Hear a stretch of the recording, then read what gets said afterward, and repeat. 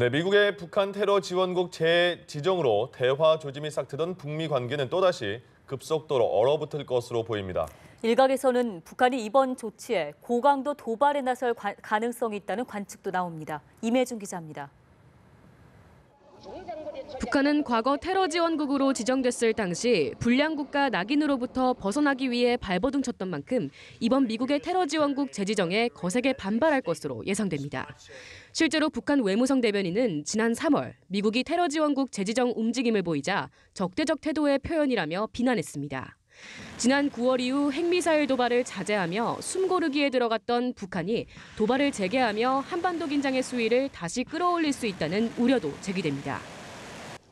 북한 김정은 노동당 위원장과 시진핑 주석의 특사 자격으로 방북했던 숭타오 중국 공산당 대외연락부장의 면담이 불발된 것으로 보이는 점 또한 북한의 관심을 협상에서 도발로 옮겨가게 할 수 있다는 분석도 있습니다. 북한 입장에서는 테러 지원국 재지정은 선전포고다. 핵능력 고도화, 이 북한의 판단이 옳았다. 그런 차원에서 아마 ICBM 발사와 같은 고강도의 도발을 할 것입니다. 그러나 테러 지원국 재지정이 실질적인 제재 효과는 거의 없는 상징적인 조치에 가까운 만큼 북한이 무력 시위는 자제하고 성명 등 말폭탄으로만 대응할 가능성이 있다는 일각의 분석도 있습니다.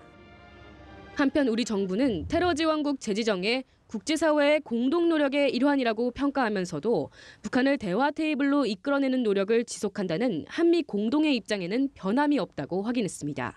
연합뉴스 TV 임혜준입니다.